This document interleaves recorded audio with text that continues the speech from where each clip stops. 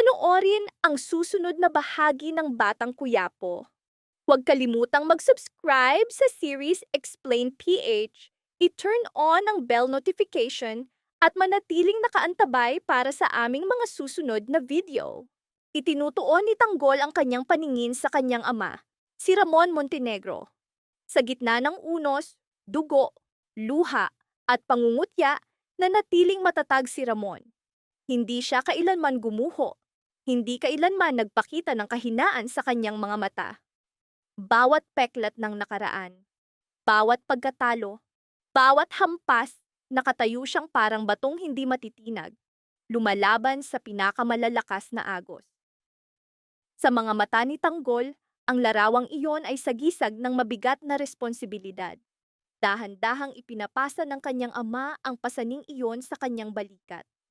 Alam ni Tanggol na hindi ito laban ng isang tao lamang. Hindi ito personal na paghihiganti. Ito'y pakikibaka ng buong lungsod, ng buong sambayanan. Nang ilagay ni Ramon ang kamay sa balikat ng anak, wala siyang binigkas na salita. Ngunit malinaw ang mensahe, tiwala ng isang ama sa kanyang anak.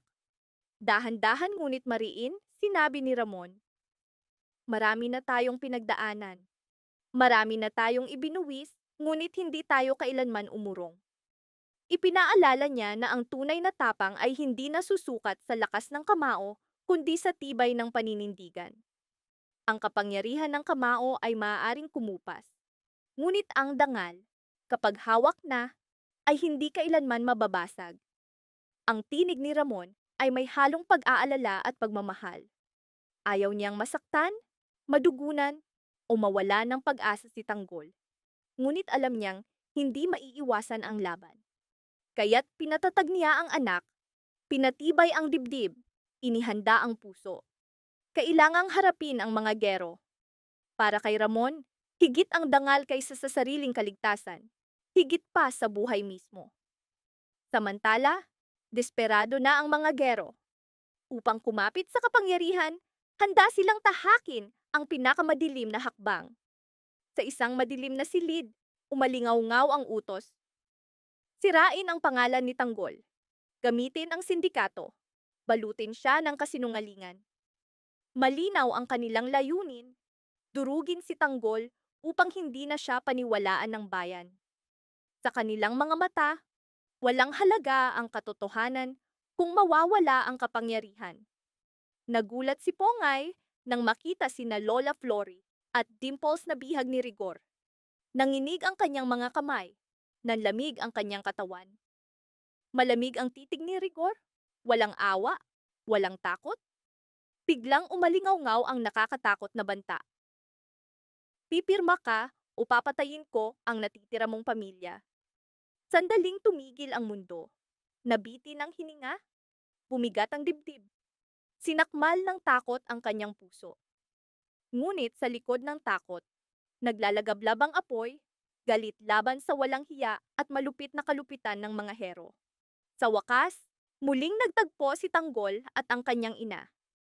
Sa pagkikita, sumiklab ang lahat, sakit, dalamhati, katotohanan. Ibinunyag ni Tanggol ang lahat ng kasamaan ni Rigor, bawat kawalang katarungan na ipinag-utos ng mga hero. Sa sandaling iyon, naging malinaw, hindi na ito laban ng isang tao. Ito'y digmaan para sa kaluluwa ng buong lungsod. Muli niyang tinitigan ang kanyang ama, si Ramon Montenegro. Sa unos, sa dugo, sa luha, sa pangungutya, natiling matatag si Ramon. Hindi siya gumuho, hindi siya nagpakita ng kahinaan. Bawat peklat, bawat pagkatalo, bawat hampas, nakatayo siyang parang batong hindi matitinag. Sa mga mata ni Tanggol, iyon ay sagisag ng mabigat na pasanin. At ngayon, ipinapasa na iyon sa kanya. Alam ni Tanggol na hindi ito laban ng isang tao lamang. Hindi ito personal na paghihiganti. Ito'y pakikibaka ng buong lungsod, ng buong sambayanan. Nang ilagay ni Ramon ang kamay sa balikat ng anak, wala siyang binigkas na salita. Ngunit malinaw ang mensahe. Tiwala ng isang ama sa kanyang anak. Dahan-dahan ngunit mariin, sinabi ni Ramon, "Marami na tayong pinagdaanan. Marami na tayong ibinuwis, ngunit hindi tayo kailanman umurong. Ipinaalala niya na ang tunay na tapang ay hindi nasusukat sa lakas ng kamao, kundi sa tibay ng paninindigan. Ang kapangyarihan ng kamao ay maaaring kumupas, ngunit ang dangal, kapag hawak na, ay hindi kailanman mababasag. Ang tinig ni Ramon ay may halong pag-aalala at pagmamahal. Ayaw niyang masaktan, madugunan, o mawala ng pag-asa si Tanggol. Ngunit alam niyang hindi maiiwasan ang laban. Kaya't pinatatag niya ang anak, pinatibay ang dibdib, inihanda ang puso. Kailangang harapin ang mga hero. Para kay Ramon, higit ang dangal kaysa sa sariling kaligtasan, higit pa sa buhay mismo. Samantala, desperado na ang mga hero. Upang kumapit sa kapangyarihan, handa silang tahakin ang pinakamadilim na hakbang. Sa isang madilim na silid, umalingaw-ngaw ang utos. Sirain ang pangalan ni Tanggol. Gamitin ang sindikato. Balutin siya ng kasinungalingan. Malinaw ang kanilang layunin. Durugin si Tanggol upang hindi na siya paniwalaan ng bayan. Sa kanilang mga mata, walang halaga ang katotohanan kung mawawala ang kapangyarihan. Nagulat si Pungay nang makita sina Lola Flory at Dimples na bihag ni Rigor. Nanginig ang kanyang mga kamay, nanlamig ang kanyang katawan. Malamig ang titig ni Rigor. Walang awa, walang takot. Biglang umalingaw-ngaw ang nakakatakot na banta. Pipirma ka o papatayin ko ang natitira mong pamilya. Sandaling tumigil ang mundo. Nabitin ang hininga. Bumigat ang dibdib. Sinakmal ng takot ang kanyang puso. Ngunit sa likod ng takot, naglalagablab ang apoy, galit laban sa walang hiya at malupit na kalupitan ng mga hero. Sa loob, naghihintay si Rigor. Nagtagpo ang kanilang mga mata ni Tanggol, dala ang lahat ng dugo, kasinungalingan at sugat na naipon sa pagitan nila. Sa labas, lalong tumindi ang laban ni Ramon at Rigor. Bawat suntok, bawat iwas, bawat pagbagsak ay bumabalik sa mga sugat ng nakaraan. Hinarap ni Tanggol si Miguelito, ngunit biglang sumulpot si Roberto. Magkasama nilang inatake si Tanggol. Suntok, sipa, hampas, hanggang sa halos mawalan siya ng malay, duguan at bumagsak sa sahig. Sa kanyang naglalaho ng paningin, nakita niya ang kanyang pamilya, si Ramon, ang kanyang ina, ang bayan, at ang pangakong kanyang binitiwan. Ito na ba ang wakas? Naisip niya. Ngunit sa gitna ng usok at sigawan, may aninong lumapit. Isang puwersang tila isinulat ng tadhana. Isang pamilyar na tinig ang umabot sa kanyang pandinig. Tanggol, bumangon ka. Mahina ngunit mariin. Sa sandaling iyon, isang malakas na suntok ang tumama sa panga ni Miguelito. Lalong tumindi ang laban, dumagsa ang tao sa City Hall. Umalingaw-ngaw ang kanilang sigaw. Ibagsak ang mga hero, parusahan ng mga kriminal. Unti-unting napalibutan si Rigor. Lumapit si Tanggol sa kanya. Bakit? Malamig niyang tanong. Sandaling natigilan si Rigor, kumislap ang pag-aalinlangan sa kanyang mga mata. Ngunit agad niyang sagot. Ang kapangyarihan ay hindi ibinibigay. Ito'y kinukuha. Umalingaw-ngaw ang huling suntok. Bumagsak si Rigor sa lupa. Katahimikan.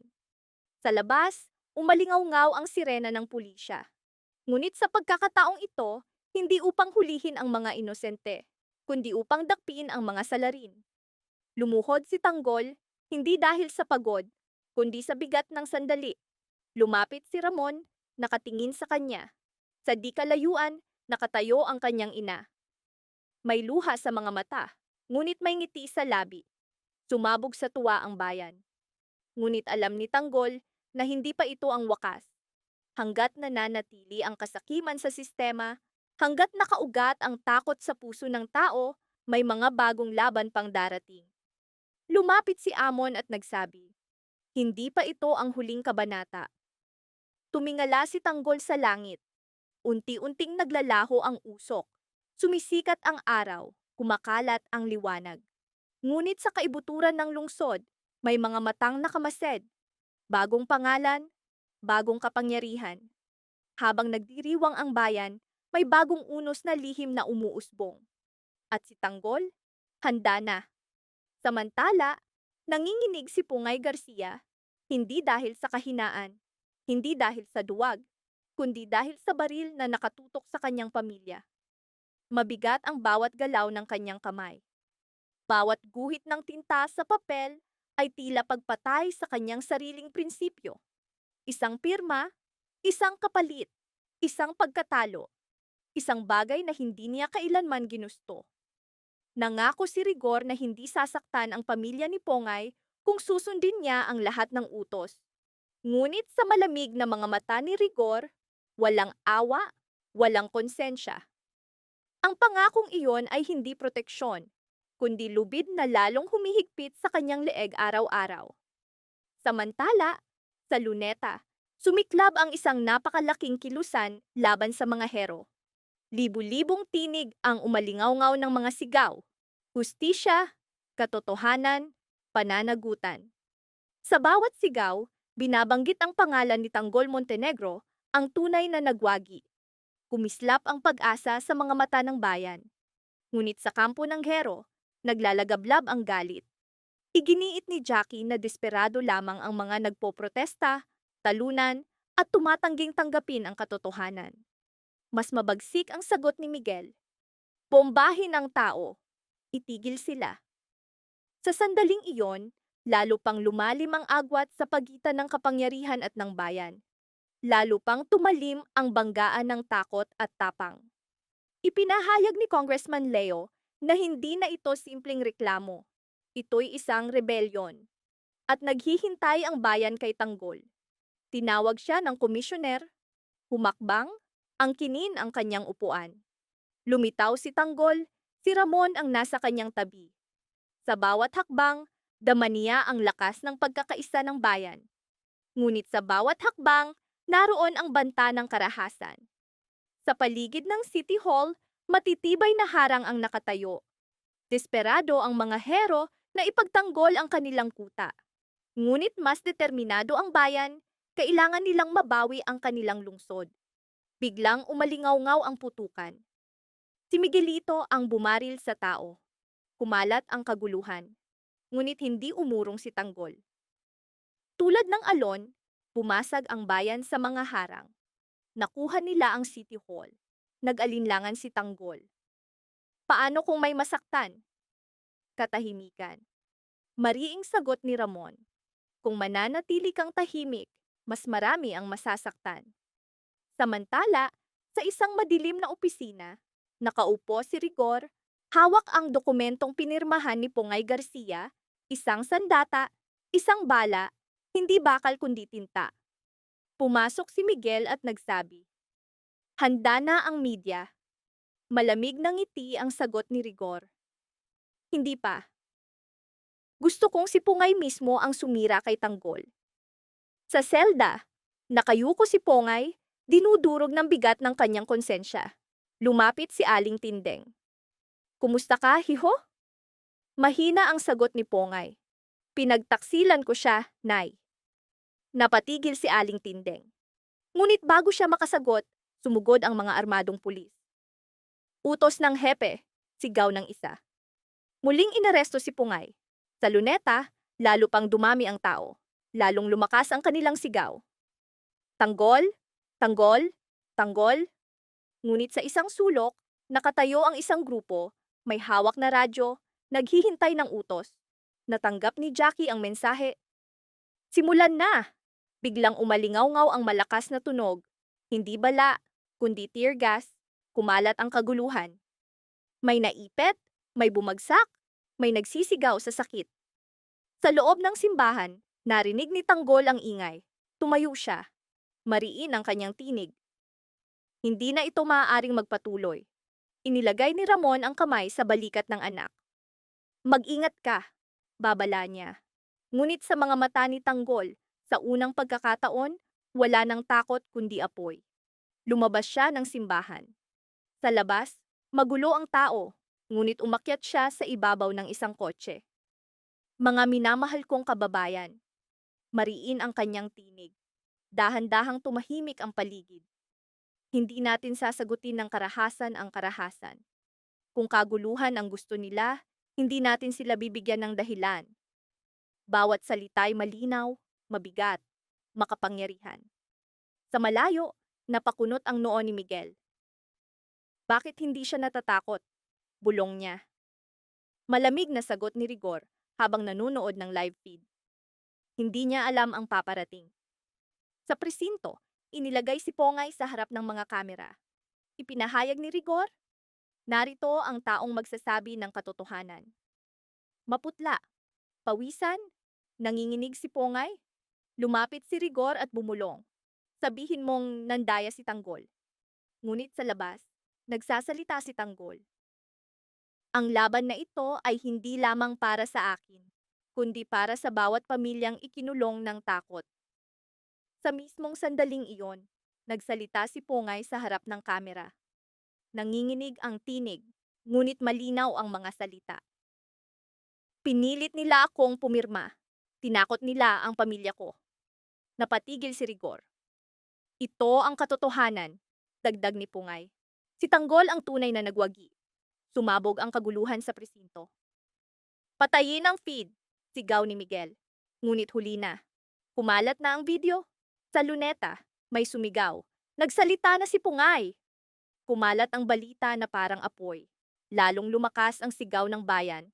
Lalong tumibay ang kanilang paninindigan. Nakatayo si Tanggol sa ibabaw ng kotse, napahinto. May nag-abot ng telepono. Pinanood niya ang video. Napuno ng luha ang kanyang mga mata. Hindi dahil sa kahinaan, kundi sa sakripisyo. Sa presinto, napasigaw si Rigor, walang utang na loob. Ngunit sa unang pagkakataon, kumislap ang takot sa kanyang mga mata. Alam niyang nagkamali siya. Sa gitna ng sigawan ng bayan, kaguluhan, at tumitinding pag-asa, lumapit si Ramon. Anak, nagsisimula pa lang ito. Tumitig si Tanggol sa City Hall. Dati itong simbolo ng kapangyarihan, ngayon ay simbolo ng paglaban. Papalubog ang araw at malinaw ang isang katotohanan. Hindi na ito simpleng laban sa politika. Hindi na ito personal na paghihiganti. Ito'y digmaan ng katotohanan laban sa takot. At sa susunod na hakbang, nanatiling nakabitin ang tanong, may dugo bang dadanak o magigising na sa wakas ng Maynila? Sa wakas, huwag kalimutang mag-subscribe sa Explain PH series para sa susunod na Batang Quiapo video. Salamat sa panunood!